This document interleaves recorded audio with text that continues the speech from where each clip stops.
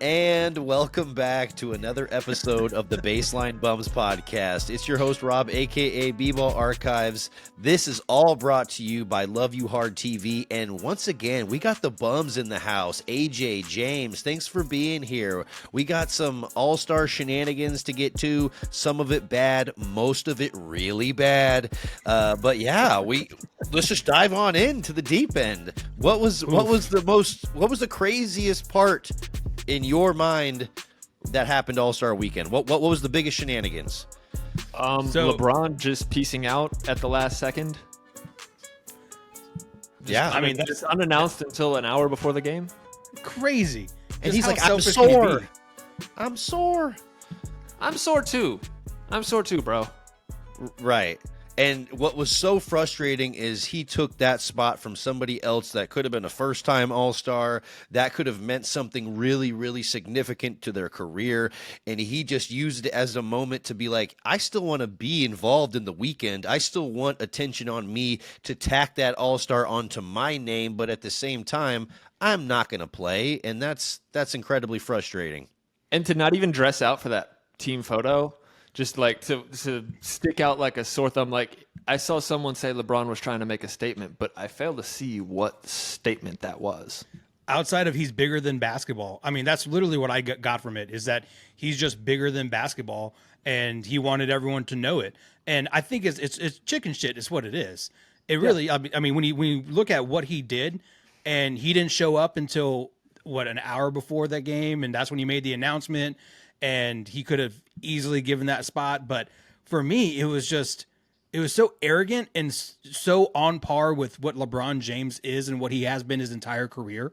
And I think for me, it's very disappointing. And this is why he's not my GOAT, because he does chicken shit like this. Like he does these things, and it's an all-star game. Like, I know we're trying to get more competitive, and we'll get to that here in a minute, but at least dress. Go out there for 5 minutes, say, hey, I tried to give it a go, my foot hurts. Like, at least try. Like I think Anthony Edwards did. Yeah. Anthony Edwards, even Giannis, like Giannis still suited up. So what are we doing with LeBron James? So, and also it sucks too, because now there's 8 players per team. And so you take away LeBron James an hour before, and now you have 7 players? Or was Anthony Edwards on that team? I don't know. But no, they were on different teams, I think. So you're taking that guy out, and it's chicken shit, and it really pissed me off is what it did, and that's why LeBron James is not even in the top 10. Okay, that's harsh, AJ. Let's just reel it back in. Sorry. I don't think some All-Star Weekend fuckery should drop you in all-time rankings. But at the same time, I do agree. This is an opportunity for him to actually be like, you know what? Fuck it. I'm going to play hurt. I'm going to show these young guys what it means to go out there and put on a good show for the All-Star Weekend. And he didn't do that. He still wanted the limelight without putting any of the work in. And I don't really like that, even for LeBron. Yeah, no, he failed to be a steward of the game. And also, to your point earlier, Rob, he could have affected someone's contract. Yeah. All-star incentives exist, and if someone missed a first-time All-Star nod because of this, that really sucks. Norm Powell comes to mind. Yeah. I mean, he's in L.A. It would have been a quick flight just right up the bay. He was already there for the three-point contest. It would have been easy, but we just have to all stop what we're doing and listen to LeBron James do chicken shit stuff all the time. And I mean, it was the decision, it was all the championships and blah, blah, blah, blah. And like, you just look at his career and everything off the court is just not right with that guy. And that's what bothers me the most. I'm a LeBron guy, and this is kind of a topic for the off season, I think. But to your point, it's not his first fuckery around the All-Star game. There was a clip running around Twitter of 2009 where he's like, I'm preliminarily entering my name into the dunk contest. Preliminarily, my ass. Right. We know damn well you're not going to be in that dunk contest. We know damn well. Why even tease it? Why even in 2009 we knew damn well. So why even tease it? And Ja and there was one other person, Giannis, doing it on Twitter earlier. It's like, we know y'all aren't going to do it. You're not going to do it. Like, you're not going to do it. It's like Zion. You're not going to be healthy enough when it comes to All-Star Weekend. You're not. Stop tweeting. You're going to be in the dunk contest, bro. You're not even going to be able to suit up. Like, Yeah. so it really just takes the sting out of the entire weekend when the All-Stars aren't even participating in some of these really, really key events. And so, yeah, it just really sours the whole weekend. And honestly, I know that LeBron, really, really kind of shit the bed and holding his responsibilities, but there were so many other things wrong with that weekend. Guys, Yeah, absolutely. It felt like it was a nonstop Ruffles, Starry, Kia commercial every single fucking minute. We were being advertised to more than we ever have been in NBA TV history. And honestly, I kind of feel like executives and the people that ran the entire weekend kind of feel like we're dumb and that we can just be okay with being advertised to that much. No I hated All-Star it. game is that important, like we all have other things that we could be doing, watching, whatever, It's just not worth our time. We know No, what and the fact that so we were talking a little bit about this before we started recording, and when you have all these advertisers and you have all these things happening while you're trying to be more competitive with your all-star games, if you're having your best athletes sit on the side of the court for 15, 20 minutes at a time, guess what? Their bodies are going to get cold. Their muscles aren't going to be warmed up anymore. They're going to have injuries if you're not careful with these things, because you want them to go balls to the wall, but you're also putting them in timeout for 10, 15 minutes at a time. So what are we doing here? And then every time we went to commercial, they would go to those four guys out in the I guess the entrance outside the arena, and every single time they'd ask Draymond, "What do you think about the All-Star game?" And then he would just shit on it, and then they would continue to like poke the bear with it. So like now I'm watching this game and I'm going, "What am I watching it for?" Because Draymond hates it. Why should I like it? And he's an NBA player, and I hated it all. I'm frustrated that we were nickeled and dimed to death. I'm not going to buy Ruffles. I'm not going to buy Starry. I'm not going to buy a goddamn Kia. So you didn't do anything outside of piss me off. Yeah, I might buy some Ruffles, but it's a shame because I think the format change, the tournament, everything. I think it would have worked, like in terms of increased intensity, increased entertainment, if it wasn't for such a terrible television presentation, which is not the norm. And it almost felt like Turner kind of giving a middle finger to the NBA because of everything that happened contractually, where it's just like, okay, you're gonna go away from us after they kept emphasizing 40 years, then fuck you. We're gonna make a circus out of this.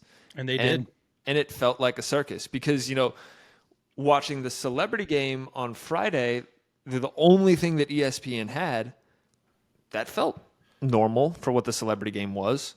I mean, the court was ridiculous, but Yeah. it's the celebrity game. So if you're going to be pitched anything there, that's the one place you expect it. Right. You're expecting to see some out of the norm, some kind of circus-like behavior like you were saying, but it felt like Sunday was a horrible Kevin Hart stand-up special that just wouldn't end. And it just felt like it was gimmick after gimmick, and it really just led to a really horrible performance that was bogged down with ads and Mr. Beast challenges and random shit that I'm just not trying to see. That's taking up too much fucking airtime. Like, what are we doing? Put the Mr. Beast shit on Friday or Saturday, and agree. And you know what? No harm, no foul. But to have it on Sunday when everybody's talking about competitiveness, and then to have Kevin Hart sitting there also shitting on the game while Shai Gilgeous-Alexander is on the floor telling him to stop, basically. He's literally side-eyeing him. He's literally just like, bro, shut up. You're like telling me what to do, and I am arguably the best player on planet Earth right now. And it's like, bigs be bigs, guards be guards. It's just like, that's not, like, this nostalgia for the 90s and 2000s, we're thinking about things in ways that just straight up didn't happen. Yeah. Like, the All-Star game was never this bastion of competitiveness. Maybe the last 6 minutes of the fourth quarter were competitive. But other than that, I think people just have this false idea of a bygone time where they just liked the players more. Right. And I also agree with that. People are acting like there was a time where the All-Star game was a grind and it was super competitive, but no. I think people are just wanting those little brief moments, when Kobe gets switched off on LeBron, or like that little Kobe MJ moment, 20 something years ago, where it's just like, man, you get to see these little moments where they really go at each other, but the overall game isn't super competitive. But we don't even really have those little brief snapshots, those little moments anymore that, that really just make people want to tune in. So, and then when you bring in the advertisements, the all the bullshit commentary, like, holy shit, if I had to hear Shaq bring up Bol one more fucking time, God. it was so goddamn annoying. I was like, how many old jokes are we gonna bring up that aren't funny, that aren't relevant? It just led to a really horrible product, and all of that on top of the fact that the games actually were more competitive. Yeah. They actually did play harder, but all of that was bogged down by so much bullshit that didn't even need to fucking be there. I have a hot take that isn't new for me, but I really think, and last night emphasized it, inside the NBA needed to die. It needed to die. It needed to go away. 25 years is a hell of a run. Those guys are all Hall of Famers in their own right for that show alone. Forget what they did on the court. But that show should be inducted into the Hall of Fame, and that's a hell of a recognition. But it has run its course. It needs to be done. And it's not an insult to say it. It's another way we're holding on to nostalgia and things that just, have had their moment in the sun. I mean, dude, if you have to have your own suckfest on your own channel, on your own network, to pat yourself on the back during the championship game, like, put that in on the pregame show. Like, and they're not going away. Yeah, ESPN has already announced the licensing. It's already done. They're gonna be on ESPN next year. So my biggest pet peeve was the first game. The first game when you have these all-stars, and Draymond, this is the only thing I agree with Draymond on. You have these all-stars that work their ass off to get there, and then within 15 minutes, they're done.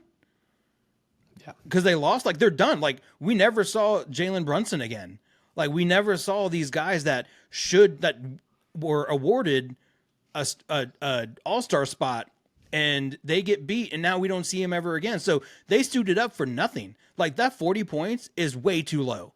We need way more points than that, and maybe that will cut off on some of the advertising and nonsense. But I don't know how the NBA is going to fix this.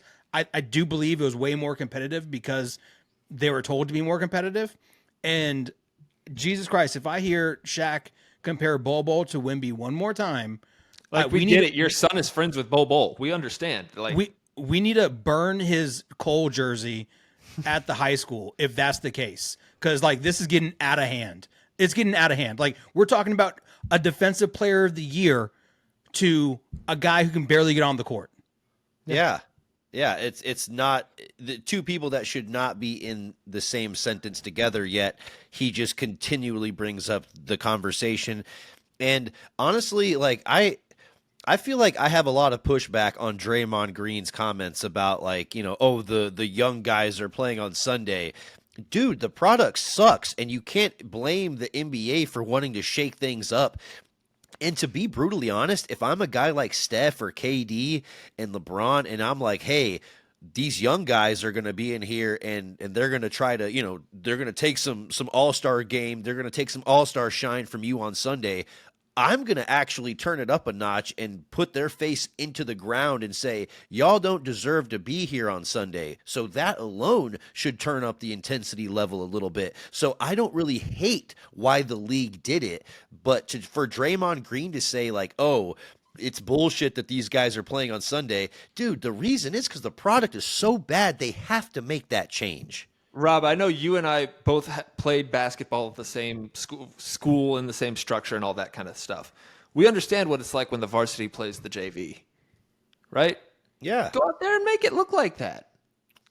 Go out there and make Absolutely. it look like that. Have some pride. You know, you don't think they belong? Show the world they don't belong. And also, I know I mentioned this in our group text, but the NBA got absolutely slaughtered in the court of public opinion this weekend. When you go look at what hockey did and all the rave reviews for that,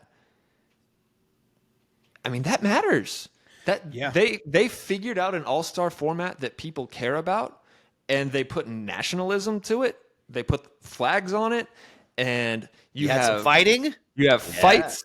You have Canadians booing the national anthem, and all of a sudden, people are talking about it. People are flipping the channel. People are wanting to see what's going on over there, and that's probably the biggest issue that the NBA has on the horizon. Is just like, and it's not going to materialize in money. We know the NBA is richer than the NHL, but that's a black eye.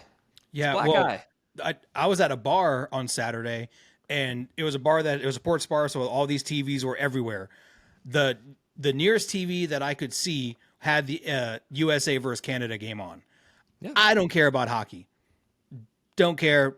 Don't know any players. I couldn't name you anything outside of the Mighty Ducks starting lineup. So for me, I caught myself watching that game more than the Saturday night events because I don't know any of the players, but I knew Team USA versus Team Canada, and it looked intense from the beginning. And watching Canada get that early goal and the entire arena going nuts, and then USA coming back and scoring the goal, and I think they ended up winning like 3-1 or whatever. Yeah. But you saw the intensity, and I couldn't hear any sound. Like I said, I don't know what's going on, but from just me watching it at a bar casually, I was like, oh, this is a really interesting product. And I saw that more than I saw on Saturday night, the slam dunk contest, 3-point and whatnot. So, yeah, man. There was a whole lot of doing of that hockey. Yeah. They say in hockey. They were doing that hockey. And for it me, was fun. Dude, if honestly, if Draymond Green didn't say shit and he was just being a nice professional and going through the whole thing like, hey, this is fun to watch. Looks like these guys are competitive, blah, blah, blah. I don't know if we would be even that much more upset, but the fact that he just kept shining lights on it and he's just like, oh, this is terrible. This is bad. 1 out of 10, 0. Dude, Draymond, it's your company. Like, you're part of the NBA and you're on the commentary on a table to talk about the All-Star game, and you're just pulling your pants down and shitting all over it. Not just once, not just twice, but the entire time. And the Rising Stars, for what it's worth, actually went out there and acquitted themselves pretty well. They played better. They played way well. I think it was 42-35 was the final score. Yeah, that was honestly the silver lining in all of the weekend is watching Steph Castle just really just step up and say, I told you I was going to win this. This MVP is of the who I am. He Absolutely. really was. Yeah, he played on every day and really showed why, he has a strong case to be there moving forward. I think that this is not the last All-Star weekend we're going to see Stephon Castle. Yeah, especially after getting robbed on that dunk contest. That was rough. So let's talk about it. So Saturday night, we had the skills challenge, which was we'll get to that. Actually, let's talk about it now. Rob, James, what did you think about Wemby and CP3's performance on the skill challenge? I thought they were robbed. Yeah. I ultimately, I'm somebody that, oh man, like whenever I was playing, I would put a knuckle into a rib cage. I would elbow you in the face. I'm somebody that I'm willing to cheat a little bit in a competition in order to win. Hell yeah. And so if you're not cheating, you ain't trying. Yes, if you ain't cheating, you ain't trying. If you ain't trying, you definitely ain't winning. So if I'm looking at it like that, from that perspective, I like to see it. But I also think that from all the reporting, that was Wemby's idea. I don't. What it seems like. I gotta trust Chris Paul to know the rules of those competitions a little bit more than Wemby. So I think that I would expect Big Brother to shine a little bit more light onto Lil Bro's idea a little bit. But here's the thing. I don't hate it though. I don't hate it. Here's the thing, right? So they said that they didn't take actual shots when they got to that end of the floor. But when Wemby tossed the ball, his shots at 2 stations hit the rim. So, like, if one of those bullshit tosses goes in, are we having this conversation? Because, like, if he made a shot, then what are we doing? He hit the rim. Did better than Draymond. So I think that people in the future are going to maybe take 1 shot, 2 shot, and then just like throw the ball out, just do the bare minimum in order to win, or does that actually suck the fun out of the weekend? Is that not the point? We got to protect the sanctity of the skills contest. No, I'm not saying it has any sanctity or whatever. I'm messing with you, but it's just like we have this whole grand conversation, and then we zero in on this one aspect of the skills contest, like the one thing that nobody really even cares about. Like, what are we as a collective doing here? Like, not us as a show. I just mean like the media at large. Well, Rob, I'm in the same boat as you, man. Like for me, I was the kid in school who found every way possible to not do the status quo and find some corners to cut here and there. Like a perfect example was, you remember when the teachers would give you like, hey, you can put your notes on this bottom half of the paper for your study guide. I would staple like 10 pages to that bitch, man. I would be on that. And I've had situations where I've had full blown conversations with teachers and being like, no, you never said we can't staple anything. You said we have to keep it here. Guess what? All my notes are right here. They're just stapled. That's on you for not clarifying. Them. Yeah, there's layers to this shit. Yeah, and so donkey.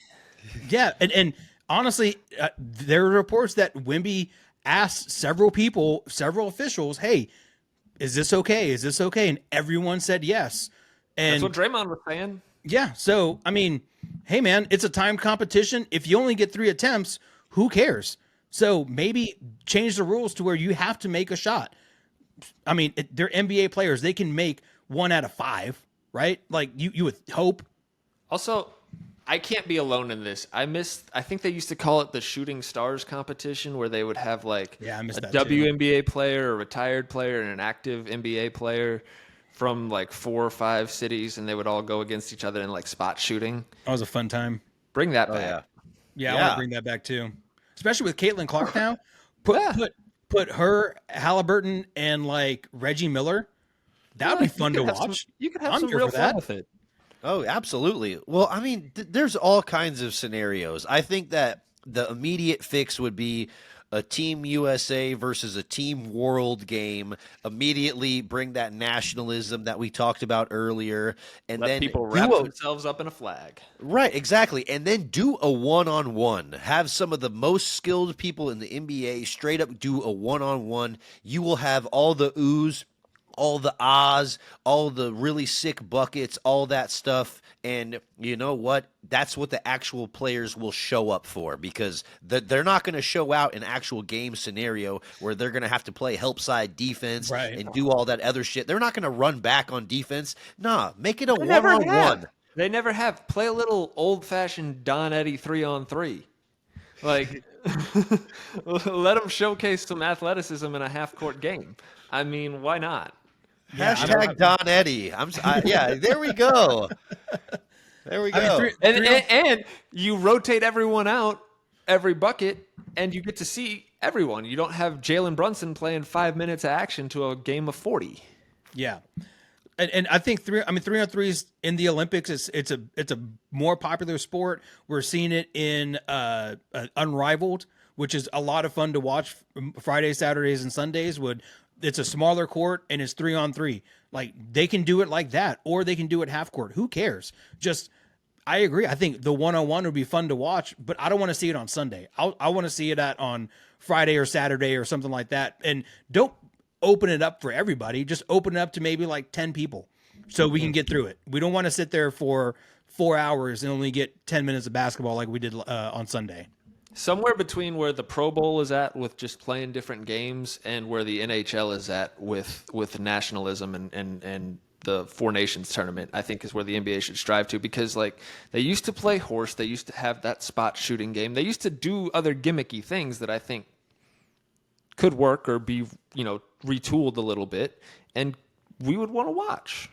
Right. And there's no harm in switching things out. Maybe one year it's a one-on-one. Maybe the next year they're bringing back the skills challenge. And honestly, I wouldn't be that upset if the dunk contest just went away for a while, Yeah. and then we Make us want it.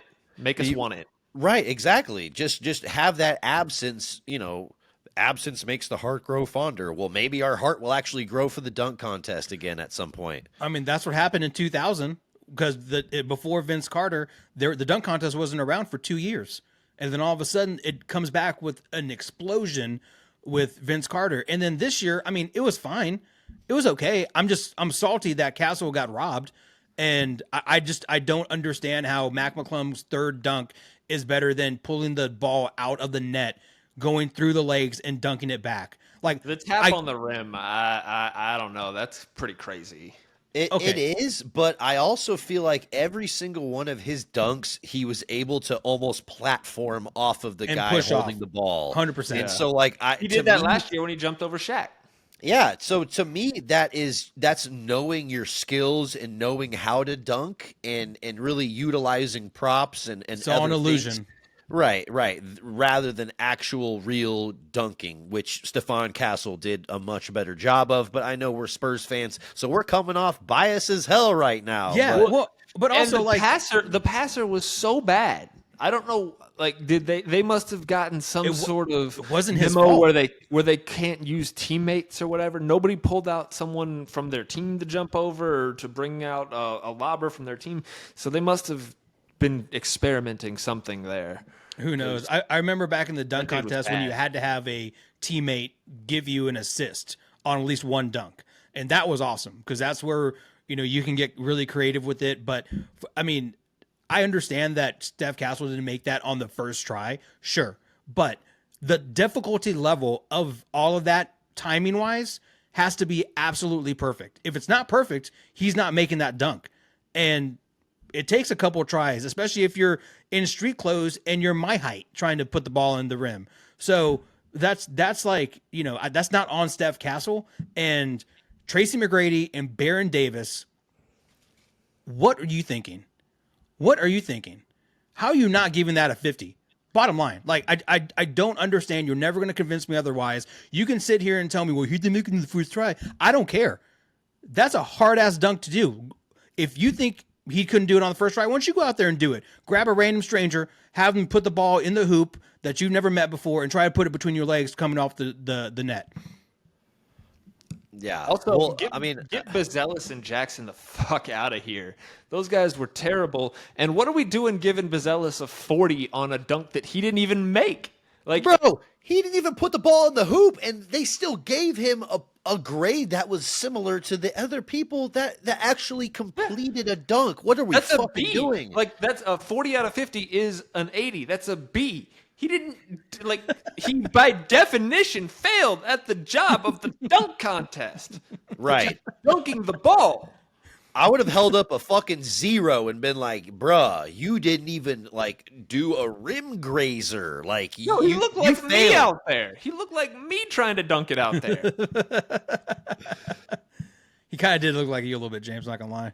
Yeah, no, I speak that for a reason. He looked a little like me. That's why I keep the beard. I'd look like a 12-year-old. I mean, and then as soon as Mac McClung brought out that Kia, and don't get me wrong, I'm a Matt McClung fan because he went to Texas Tech, but as soon as he brought out that Kia, I was like, oh no, this is sponsored by Mac McClung dunk contest. And when that happens, you just don't have a chance because now he's talking to the powers that be, and it's pretty much guaranteed he's going to three-peat. At Yeah, least he I'm cleared it. surprised- At least he jumped over the summit of the car and cleared it. Yeah. Right. I'm surprised he didn't dunk with a Starry game ball as well. Yeah, I mean, it just felt like the whole weekend was really forced upon us, and that I still feel like they missed some key moments that would have been really entertaining. It's like you have this event in Golden State, and you don't have Steph Curry competing in any kind of three-point event. It feels almost fucking criminal. And I know that they were going to do like the Sabrina challenge and try to incorporate Caitlin Clark in there, and that plan kind of fell through. But really, it seems like a complete misfire to not have Steph Curry in some kind of 3-point event. Also, we spoke about the NHL and their All-Star thing. SNL 50 took away a lot of the star power that might have been courtside at all of those events. A lot of star power, man. There was a lot of people that you might have seen there that were in New York doing other things, and it also took away eyeballs too, because what happens is what happens social media currency too. Boom. And then all of a sudden, you're watching the game. They go to commercial. You're like, all right, let me turn on SNL. And then you look back and you're like, oh, they're still on break. Shit, they haven't even started playing yet. I got a 6-minute Lonely Island medley. Fuck that. That's more entertaining than anything going on All-Star Saturday. That's a good point. You're not wrong. Like if it's in between that or listening to the worst Kevin Hart bit I've ever heard, or Shaq try to be funny, it's like, I'm gonna tune into SNL, and that should really speak volumes to the NBA when they had a wide open gap to deliver a great product where there's no football, there's no really huge sport happening right now, even though hockey's happening. I just don't consider you huge in the United States, sorry, but at the same time, sucks because I hate hockey fans and their urge to say like, please love my sport, that they've been on that kick for 25 fucking years, and it's annoying as hell, but they're right now. But we're still not going to love hockey. Come on. We live in Texas. There's no fucking ice here. I'll watch it in May and June sparingly, but like that's about it. But still, it's social media currency. The NBA is a social media league now, and they lost that this weekend. And it's crazy because that's what we talked about before the All-Star break on Friday, or was it Thursday, whatever it was. We talked about the last episode saying the NBA needs to come out and put on a great show because they have eyeballs. You coming off the heels of the trade deadline, you stole that week from the Super Bowl, and then what did they do? They came and gave it to advertising. Like that's just it's so bad, and it's just really frustrating, and it sucks because like the musical performances were great. Like I enjoyed the musical performances, but you tack that on to Mr. Beast and the TNT Suckfest and all this other stuff. Like then it takes it away. Like Raphael Sadiq was amazing in that introduction. He was so good. And I even like Jello Ball. No. Hold on. I didn't mind it. I didn't mind it. He sounded way better than I thought he would. The song sucks. But like the overall, just like, Lonzo introducing him, the family touch there.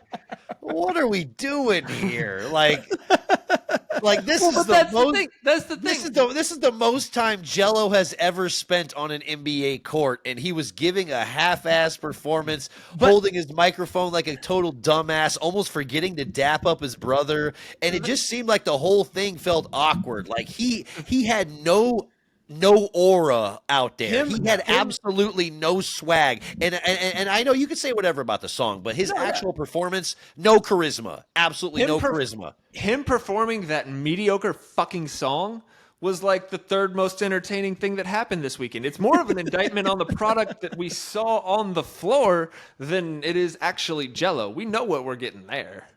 Yeah, I guess, but I just feel like his performance was so bad. I was almost wanting him to give the mic back to Kevin Hart. Also, I texted y'all in the group. There's a few bars in that song that are just straight out lies, and you know what? Like come on, James. LiAngelo Ball, you did not start from the bottom. You are from Chino Hills, California. I saw the house that you lived in high school, and it's bigger than the one I have now. I'll tell you that. Facts. And so you did not start from the bottom. Also, your dad did not set you up for success, but that's neither here nor there. I'm not going to go in on anyone's father too hard. Right. But I mean, that's just, we shouldn't be gassing up this kind of mediocrity. And it almost felt like that was symbolic of the weekend in large, where it was like just what the NBA is asking you to do that. Right. Exactly. It's just, they just wheeled out this very, very mediocre, subpar in most areas, product, and then we're like, hey, we'll hope you enjoy this. We're gonna deliver 2 hours and 26 minutes of advertisements and 33 minutes and 41 seconds of basketball. Enjoy. Terrible. But all right, we just spent like 35 minutes shitting on the NBA All-Star Weekend. I will say it was great to see Wemby play. It was great to see Wemby really put in an effort and treat this like a real game. Now, you better start doing that shit in silver and black, because I want to see that type of Wemby getting mad over people missing matchups and giving away easy buckets. I want to see Wemby show a little nasty on the floor now. Now that he has this title of an all-star, and he's probably going to be an all-star for the rest of his career, I want to see him go into every game like it's the all-star game and prove something, because we have 30 games left, and that's what we need for this team. I think that TNT Suckfest actually cost Wemby a serious shot at MVP, because the team Chuck got off to such a terrible start after that. They were, I think, 0 for their first 10. Yep. The game was over. You're only playing to 40. Yep. Right. So, he played well in both of the games that he played in. I think he had a shot, but they got blown out in their last game. So, And he was playing hard. He was showing a lot of effort, was going to the rim, was finishing aggressively, which I want to see him do more of that in silver and black. Yep.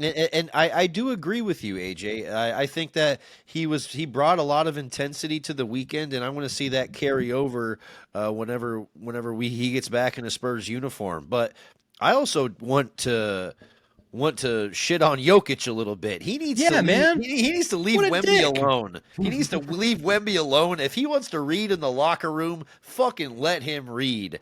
It's not a flex. Nerdy King alone. Right. It's not a flex. It's just somebody that likes to read. That's how he preps before games, is he likes to read. Let him and do you know it. what? It's only dumb people that get mad or make fun of other people for reading. It's just yeah. What if Wemby had told Jokic that the book was about horses? See, now we're getting somewhere. Right. I'm Then- sure then he he would was pique dumb. his interest. Yeah, but Yeah. But did might you have guys never see? know. Did you guys see Wemby after the game playing with that robot dog? No, I missed that. Oh, he had the biggest smile on his face. Like, I don't think he's been happier in his entire life. Like, he was messing with that robot dog and just like, I had to get one of these. Like, just super, super excited about it. So hopefully that put him in a better mood, because, I mean, Yoke might have been giving him like the rookie haze kind of stuff. But, if he was serious about that, then don't be a dick, Yoke. yeah. I also think have he was joking, but I would. Netflix makes a ton of documentaries. I'd like to see a documentary like all around All-Star Weekend. That could spice it up a little bit. Yeah. that would be interesting. Yeah, people do love to show out for additional cameras, and if it's more of like a deep dive, people would be definitely wanting to like, all right, I'm not letting my guard down at any point because they may show this on the doc. Netflix may get this. Yeah. Show all those lot lizards from each city and really, really show out like, who's hooking up with who. That'd be fun. It's like, oh, you're Yeah, a married? few years ago, Salt Lake City would have been crazy. Yeah, An NBA All-Star game in Salt Lake City. San yeah. Antonio hasn't had one since '96, so I hope this Project Marvel thing goes off, and I hope we get a new arena in that whole area, because I would love to see another All-Star game in San Antonio. I think they can do it really, really big. I think if you incorporate just everything about San Antonio, bring it to the forefront, I think it really goes a long way. But you can't do it at the Frost Bank Center, unfortunately, especially during February. Yeah, I agree. It's just not big enough, and yeah, definitely rodeo situation happening there. Can't But do at it the at same the time- Dome either. Yeah. So there's a lot of questions about All-Star Weekend. Is it even a product we even want anymore? I don't even know. I think it's maybe something that's going to go away, but there's simple ways that you can improve it. Like I think that they should bring back team jerseys where you wear the jersey of the team you are there representing. I think that almost it keeps it in mind that we're here representing our conference or however the seedings are in the future, but you're also there representing your team as well. So I think that's something that could be just a little touch, but Another thing I was also thinking about a little change is I would like to see if we are going to do a tournament style in the future is I would like a snubbed team. I would like a team Ooh. of the few guys that just missed the All-Star team. It's like, you know what? You guys, you're going to play in that weekend. We're going to give you a team and see if you want to go compete with the guys that made All-Star. And I think Don't hate that that could be an idea. interesting way to keep that competition level up. Couple things, because I've seen that idea bantied about a little bit. One, if you're on the all snub team, would that technically make you an all-star? No, it would not. It just means that you are the first ones off of the list. So you are Two, not an all-star. because of that, do you think people would buy in and want to play on that team? I don't think people would want to not be an all-star, but I think it would be a fun way to maybe get somebody like LaMelo Ball who really feels like, hey, I should have been an all-star this year to at least showcase his talents on All-Star weekend. He's there and, you know, he's getting to play and all this other stuff. So it feels like you are a part of the weekend, but technically you are not an all-star. So I think it, you know, there's some gray area, but it could be a fun way to bring up the competition level even more. No, I've seen I don't hate it. another idea I've seen people banty about, which I don't like as much because the originator got rid of it, but going to a baseball style of East versus West, winner gets home court in the finals. I don't hate that either. But then also you kind of lose the you finish first in the entire thing. You should have Yeah. home court the entire time. And that's Right. that's kind of why baseball wound up, I think, getting rid of it. They instituted it as an overreaction to a game that ended in a tie, I think back in 02 or 03, and used that format for about 15 years. But it's not the most fair format out there. yeah. But if you want to address competitiveness, I mean, Right.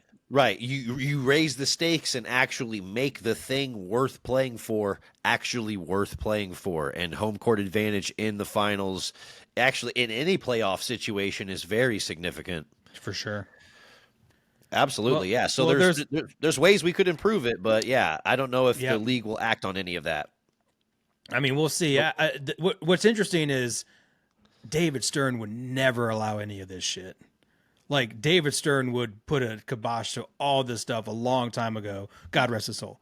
he would But have it's had just armies of black SUVs outside of different people's houses. yep. I mean, that's I kind of view this era as like LeBron's era, as like the millennial era, because it's a lot of millennial traits that I don't think we really have. We're millennials, but I don't think we have some of these traits that these other millennials have, like not wanting to work and things like that. So I feel like this kind of just, you know, a microcosm of just society, and we see it on the basketball court.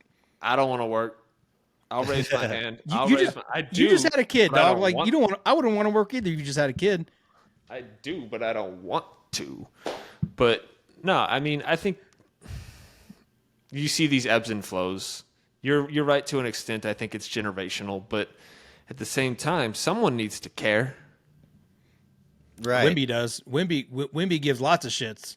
So we'll see. I mean, we just have to wait till next year to find out what happens. But I'm happy with what I saw from Wimby. I love what I saw from Castle. So now I want to see Castle in a much bigger role, because if I'm sure Mitch Johnson turned on the TV, I would love to see Castle as a starter, a finisher, more minutes all around, because dude can ball. Like, there's no question about it. Dude can ball. Yeah. Yeah. No, and it's a promising future if you're a Spurs fan watching it this weekend.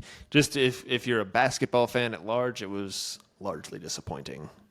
Yeah, we need to be able to capitalize on that kind of weekend. It just felt like a very underwhelming product overall, and a lot of the all-stars themselves, I feel like, are questioning, hey, I wonder what the NBA is going to do next year. What kind of shitstorm are they going to think of next year to put us through? So it's a wonder why, you know, anybody even wants to participate in that weekend outside of the actual game itself. So I think a lot of these guys are like, yeah, maybe I won't do the 3-point contest next year. Maybe I won't do the skills challenge next year.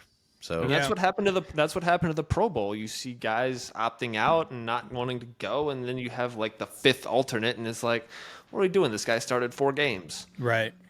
Well, I will say overall, watching Kevin Hart on my TV, I know where I stand with some of these NBA players, and I would look so short compared to all those people. Like, if I'm sure Kevin Hart woke up today like, damn, my neck hurts so bad from looking at those people, because he was so much shorter than everyone. And Kevin Hart and I are the same height.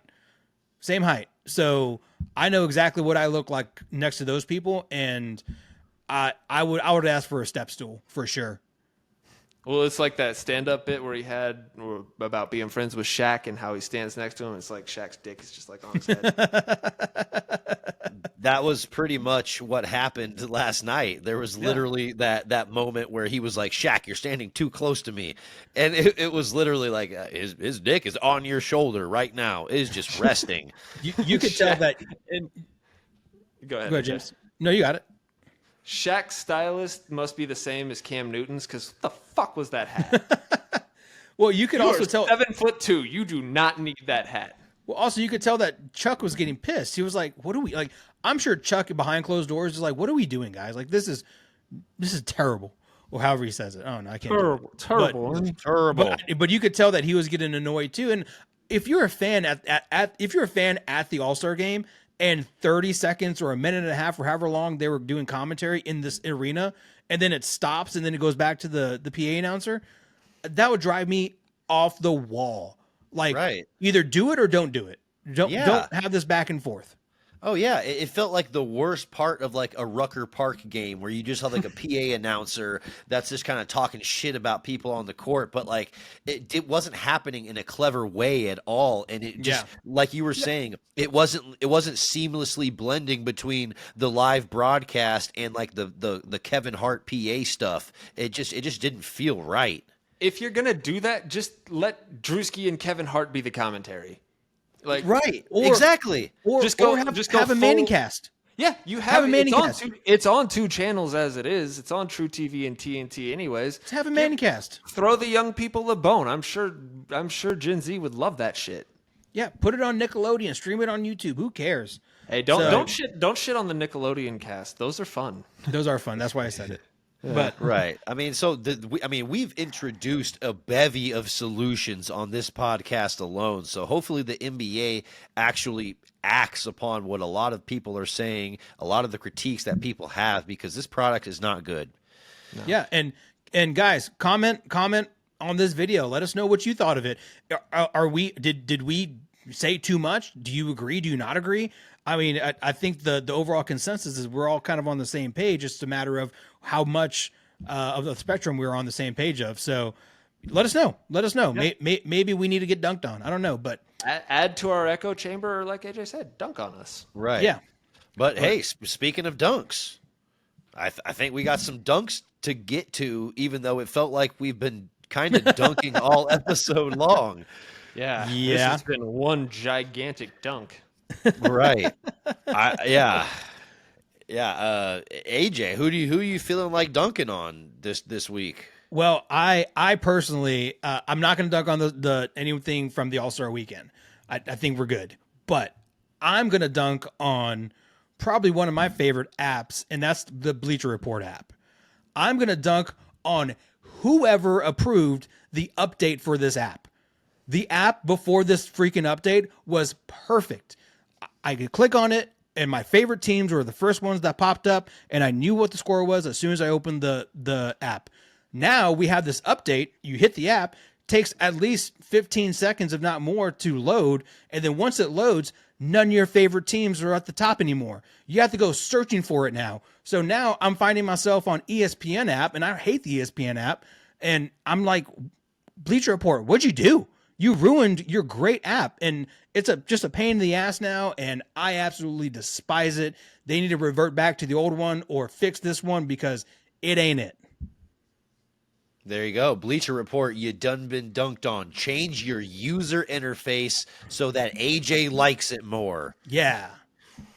There we go. But honestly, like whenever those updates do come out, and like a piece of user interface just completely becomes unintuitive, you're just like, why? Yeah. Why did this become so much harder all of a sudden? Dude, I was trying Nothing to is find... worse than Elon's Twitter. When it updates, it's just like a whole different app. It sure is. Well, I mean, like I was trying to figure out what the score for the Texas Tech game was on Saturday.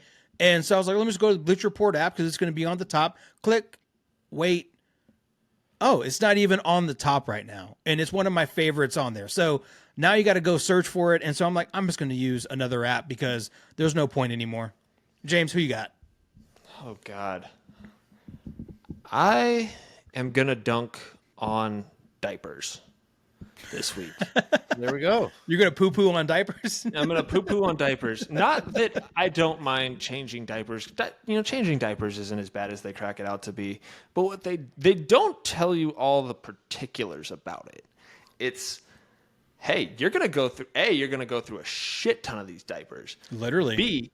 B, you have to pull out these little ruffles on the legs or else your baby is just going to straight piss up the side of their clothes. Like, I can't tell you how much laundry we've done these past 2 weeks because there's just been random piss spots on the back of our onesies. It's the most frustrating thing ever. And like, one of the integral parts of changing diapers is butt paste. But what they don't tell you is that stuff is literal cement on your fingers. So It's like you apply it, but it's still there. The paste is still there. And so it's like I have to use a whole nother wipe to get the paste off of my finger. And so now we're doubling our wipe usage. And quite frankly, it's all just more exhausting than the actual diaper change itself.